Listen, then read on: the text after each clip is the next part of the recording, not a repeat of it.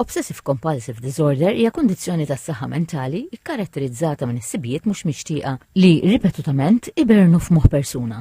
TVM News tkellem ma' li tant ħakmita din il-kundizzjoni li batew magħha tfal tagħha stess għax kienet ħallihom id-dar bil-biża' li jlaqtu xi marda. Fil-birthday tiegħi konna niflaħx ħafna u spiċċajt l-isptar. Hemmhekk żviluppajt fobja kbira tal-ġerms. Li mbagħad waslitni għal OCD. Spiċċajt ġifieri la nersaq lejn il-pharmacies, la banek, la ATMs, u qed ngħid banek u ATMs għax jiena konna naħdem il-bank, konni ħossib il-flus u naf kemm huma maħmuġin li jiena wkoll bdejt nibża mill-flus.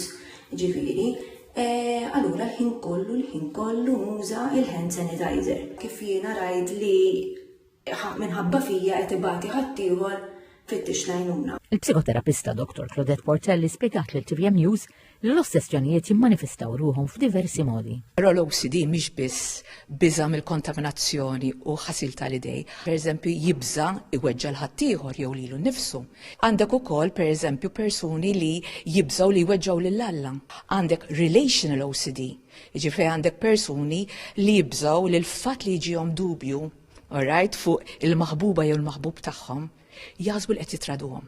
OCD hija wkoll il-bażi ta' ħafna mill-eating disorders. Dat tip ta' disorder illum għamilna ħafna riċerka, okay? U għandna teknika mhux teknika waħda biex jgħin il-persuna we give tasks, jiġifieri bej session oħra ħajkun hemm affarijiet li l-persuna ħad tagħmel. We do it slowly.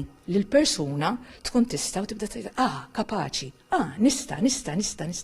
Spjegat li s-sintomi tal-OCD jistgħu jibdew bil-mod u jistgħu jmorru għal xi żmien jew imorru għall-ar hekk kif jgħaddi żmien. Qalet ukoll li fi żminijiet ta' stress is-sintomi spiss imorru għall-ar. L-ossessjonijiet u l-kompulsjonijiet ta' persuna wkoll jistgħu jinbidlu ma' żmien. Il-psikoterapista saħqet li meta wieħed iħoss sintomi għandu jfittex l-għajnuna biex minnu fih jiġu evitati l-ossessjonijiet li jaffettwaw il-ħajja ta' kuljum.